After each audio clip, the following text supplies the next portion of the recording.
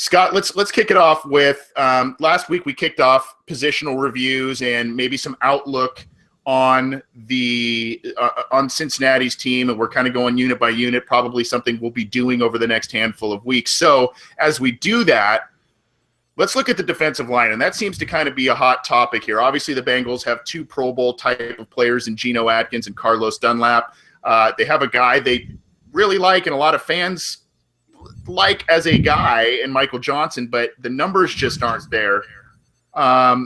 They drafted Andrew Billings last year. Domata Pico is a free agent coming up this year. So what is your take on the defensive line? And before I get to that, we've been talking about draft and all of that stuff as well, Scott. And we did get a comment from, I didn't get the name, but the Richards is either the first name or the last name. And he wrote us an email at the OBinsider at gmail.com.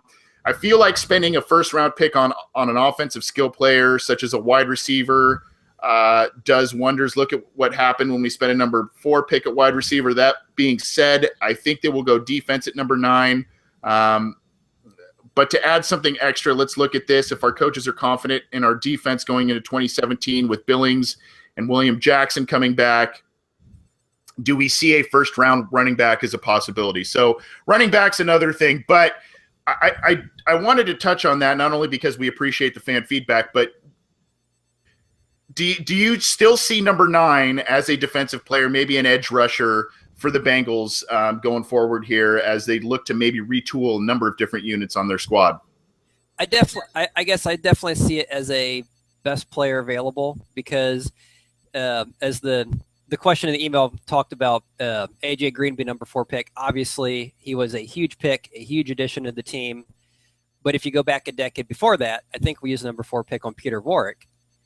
That didn't work out so well. So I think it depends on who that guy is. So I wouldn't want to say, defensive end just for the sake of defensive end. I mean, if the guy has a second-round grade but is the 3rd defensive end in the draft and he's the 3rd one taken, I would say, heck no, or purgatory, hell no even.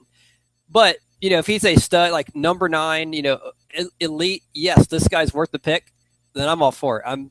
I guess I wouldn't want to say, let's grab a defensive guy just for the sake of him being a defensive guy. I want to make sure that, yes, this is someone who is really worthy of that spot. And if he is, then I am going to trust the front office who spends more time scouting than I do, and a lot of us do as kind of amateur scouts who don't get the same level, that they do as far as the interviews and seeing them in person in the pro. I mean, we get videos, but it's not quite the same thing. And so, yeah, if they determine that one of these guys is truly a number 9 guy, then yeah, I'm definitely behind it. But I don't want to take him just because he's a defensive end or a linebacker, or It's kind of a weird situation that the Bengals are in, because you look at him and you go, okay, there's still a big chunk of a decent core that's there on both sides of the football. Geno Atkins had a 9-sack season this year and made the Pro Bowl. Carlos Dunlap didn't have quite the season he had in 2015, but was still a solid player.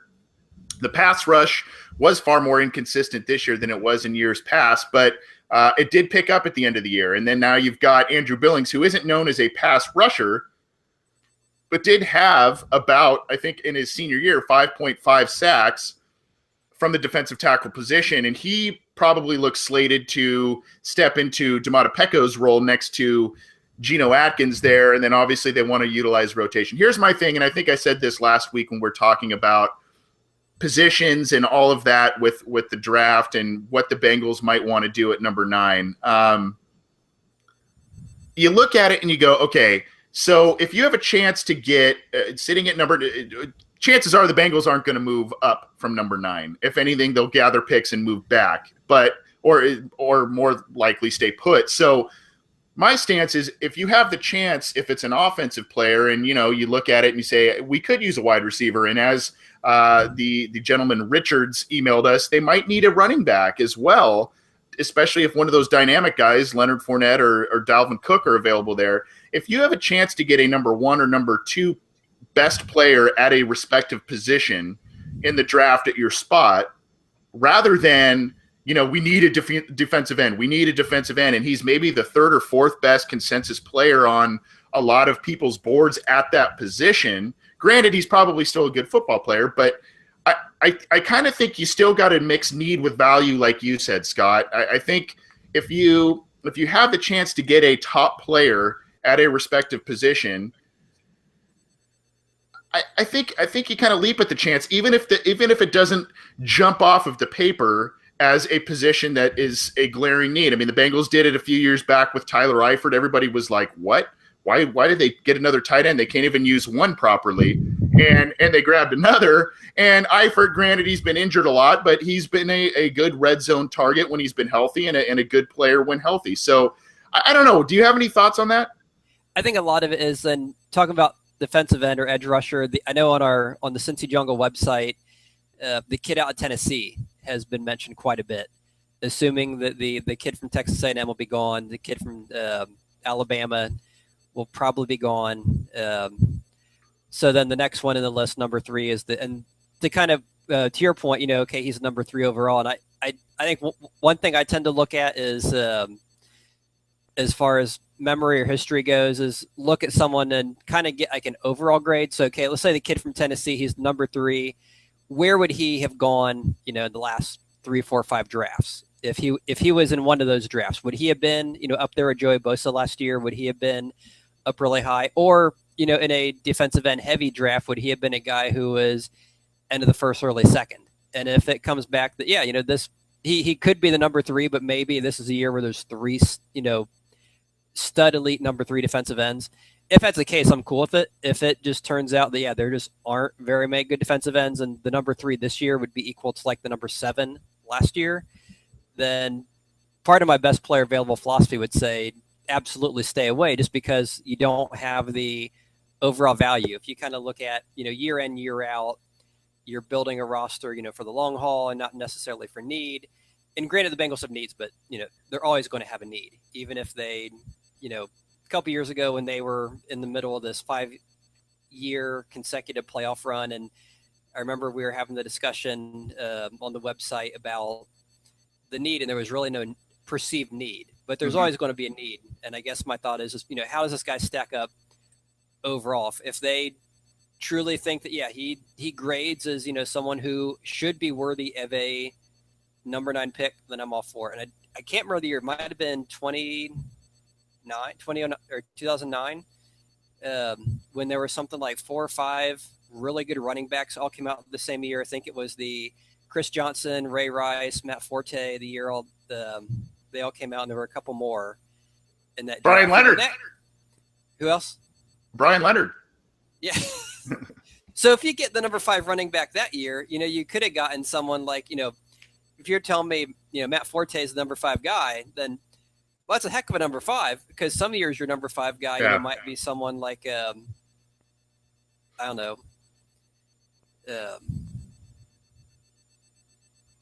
I keep thinking Buster Keaton.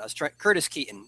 Oh, yeah. Yeah. I was trying to think of it, or Brian Milne. So, it just really depends, I think, on how that guy grades overall. And it will be interesting, because I know with like the guy from Tennessee, he doesn't seem to match the Bengals mold. And I think we talked on this last week of would they get past that mentality of, this guy needs to be 6'6", 280 if he has speed, because we need that speed. And hard to know how they're going to rate or evaluate these guys. Yeah, and I agree with you. That's a good point about the running backs. However, Matt Forte was a 2nd-round pick, if I remember correctly, and was the 5th or 6th. And then again, you then that breeds the conversation of positional value in the draft. Running backs have been devalued in recent years, whereas defensive ends and offensive tackles, quarterbacks, those are the guys that tend to go high. We did get an interesting comment from Evan Hill in our YouTube live chat. And he kind of, it sounds like he agrees with both of us, but he says for a top 10 pick, you need to have an impact starter. None of this let him learn picks. And so I mean that's kind of been the Achilles heel of the Bengals in recent drafts. They've kind of had a luxury of kind of draft and develop these guys, but now all of a sudden when they have a down year, they lose some players in free agency. These guys are, these greenhorns that haven't had enough time all of a sudden get tossed into roles or the coaches just don't trust them, even 2-3 years into their careers, and that's a shame. I will say this, kind of going back to my point about why I don't like the idea of the Bengals maybe getting a consensus number 3, number 4 positional player at number 9. It harkens back to a lot of their drafting that occurred in the 90s.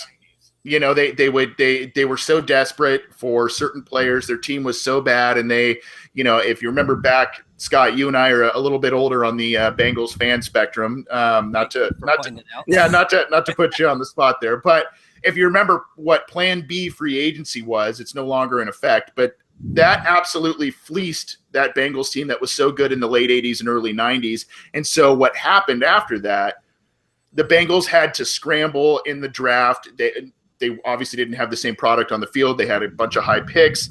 And so what they had to do is they would have to maybe settle for guys that weren't necessarily the best player at their position, even though they had a high pick. And it really hurt them for a long time. And then obviously coaching issues and other development issues were an issue with the team. But at number 9, it's always interesting. Side note, I live in Southern California. My brother teaches at a local high school, and a lot of prospects were working out at the high school he teaches and coaches at. Deshaun Watson, Juju Smith-Schuster, and a number of others were there working with Jordan Palmer, if you can believe that. So very interesting that was happening. I think Jordan Palmer's post-NFL career now is helping guys get ready for the draft and things like that. So it's going to be interesting to see. And I know the draft is always fun for a lot of people, Scott. A lot of people follow it. A lot of people try and analyze it. I think this year, because of where the Bengals are picking and how high they're picking in all of the rounds, it makes it a bit more exciting when the Bengals come on the clock this year, because these are guys, as commenter Evan said in the YouTube chat, these are guys that should come in and be impact guys immediately, either as starters or role players, right? Yeah, and for a fan watching the draft, it's great because first off, you're not waiting 4 hours for the Bengals to pick. Right. Normally a draft starts at 7. But you kind of have to watch casually because there's that 1 in a million chance they'll trade up. Yeah, and you'll miss it. So yeah, but normally they're picking 24th, 25th, and so yeah, you're kind of sitting forever.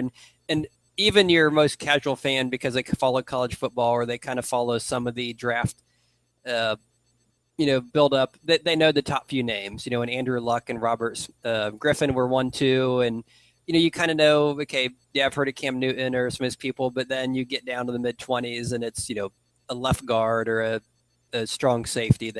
So you don't have the same excitement. I think a lot of people, your hardcore fans last year knew who William Jackson III was. I'm sure some casual people who follow the Bengals may not follow college or the NFL or the draft might have thought, oh, Houston has a team. Who knew? Yeah, right. Well, Bengals fans know because of David Klingler, obviously. Yeah. So that's how they know about the University of Houston football team. Bengals fans, we talked about the defensive line.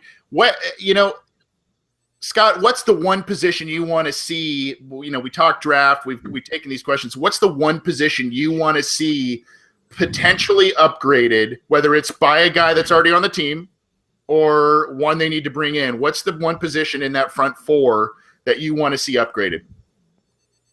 I would have to say right defensive end, only because really okay. Obviously with Dunlap and Atkins were pretty well set.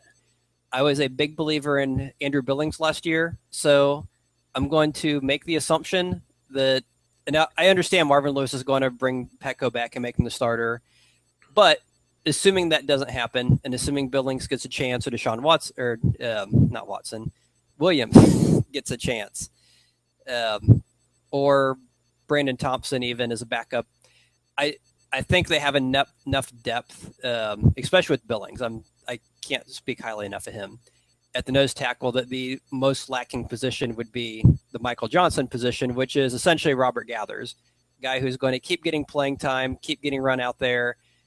Yeah, he's good against the run. He'll get you a sack. maybe once a month. A very typical Marvin Lewis player. That's the one position I would like to see. Oh, the front four. I'd love to see upgraded. And if it wasn't for Billings on the depth chart, I'd say nose tackle. But even if I did, they wouldn't play him because it'd be a first round play or a first year player. Yeah, I agree with you on Billings. I was high on him, and I know a lot of people viewed him as maybe a two down type of defensive tackle, but he is an absolute workhorse in the weight room. He actually has a bit. He has a bit of a. I think he's got a bigger pass rush ability than people give him credit for, based on some of the numbers I saw in college. But I think I'm probably in agreement with you. I don't know if it's necessarily the starter right defensive end position. I want to see a guy, especially because of Lewis's penchant for not playing young guys right away. But I do want to see a guy that's maybe a younger, more active Wallace Gilberry type, and obviously more talented and more productive type. And maybe that kid from Tennessee is that guy who can kind of mix around and do things. But that's what made this front so formidable, is the rotation that they used up front and the ability to kick some of those big defensive ends inside, use guys on the edge, maybe use Wallace Gilberry in the middle from time to time as well. With the age on that defensive line, I think if you can get some speed and some ability out off the edge, I think that's going to be a big thing that I want to see them improve. The problem is I don't know if it'll be at number 9 in the second round or where they maybe go, but I do think they add a pass rusher of some kind.